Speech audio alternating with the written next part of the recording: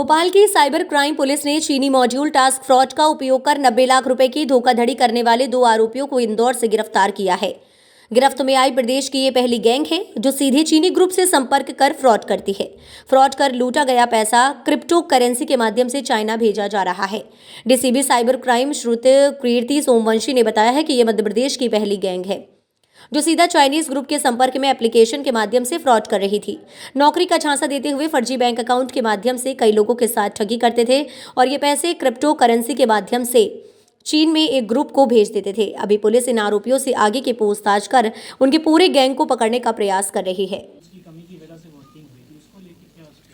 दरअसल इस तरह के मामलों में ये देखने को मिला है कि सरकारी एजेंसीज की जो साइबर सिक्योरिटी की क्वालिटी है वो एट पार नहीं है। जो हैकर्स हैं उनके पास बेहतर टेक्नोलॉजी है और वो देश के विभिन्न हिस्सों से और इवन कुछ देश के बाहर के भी अन्य देशों से इस तरह के अटैक करते हैं। तो उसमें नो डाउट कि जो हमारी नेशनल लेवल पे एजेंसीज है सर्ट इन और जो साइबर क्राइम को देखती हैं उनको अलर्ट जाते हैं और वो टाइम बाय टाइम इस तरह की एजेंसीज की जो साइबर सिक्योरिटी है उसकी ऑडिट करती हैं, उसको एनालिसिस करती हैं और उनको जो भी उसमें हेल्प चाहिए होती है वो करती हैं। लेकिन हाँ, ये बात सही है कि अभी सरकारी एजेंसीज की साइबर सिक्योरिटी को इन्हेंस करने के लिए प्रयास करने की ज़रूरत है।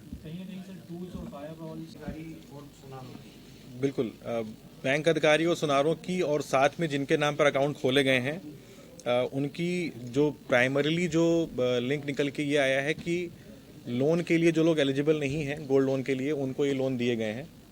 सेकेंडली, बहुत सारे अकाउंट्स में गोल्ड ही नहीं मिलता है, तो इसका मतलब ये है कि उसके बदले कोई क्विड प्रो को यानी कि उसके बदले कुछ पैसा लेने की या मेलिफिसेंस करने की सूचना प्राप्त हुई है। उस पर हम लोग इन्वेस्टिगेट कर रहे हैं। जिन आरोपियों को पकड़ा है उनसे हम लोग पूछताछ कर रहे हैं, उनके बैंक स्टेटमेंट्स की और बाकी जो उनके ऊपर शिकायत हुई हैं बैंक्स की, उनके अधिकारियों की स्टेटमेंट्स की बातचीत चल रही है। इसके बाद उसमें ये निकल के आएगा कि उसमें कितने पैसे उन्होंने लिए हैं या उन्होंने किस प्रकार का अनुचित लाभ जो है वो ग्राहकों को दिया है। पता है आपको कि अल्टीमेटली जितने भी ये फ्रॉड्स के पैसे होते हैं, टास्क फ्रॉड खास तौर से, और जैसे वो लोन ऐप के फ्रॉड होते हैं उनके पैसे, वो अल्टीमेटली इनका ट्रेल जो है वो बिटकॉइन के थ्रू चाइना में पैसे जाने का पाया जाता है। जो अकाउंट खोलने वाला व्यक्ति होता है और अकाउंट को यूज़ करने वाला व्यक्ति होता है उनकी कुछ कमीशन सेट होती है। उस कमीशन को निकाल के बाकी सारा पैसा जो है वो देश के विभिन्न खातों में मूव करा के, ताकि उनको ट्रेस करना मुश्किल हो एजेंसीज़ के लिए, और अगले 2-3 दिनों में उसको मूव करा के क्रिप्टो के माध्यम से चाइना भेज दिया जाता है। आमतौर पे यही मॉडस ऑपरेंडी पाई जाती है। इस केस में भी यही पाई गई है। सर, बैंक अकाउंट कहाँ से प्राप्त करते हैं?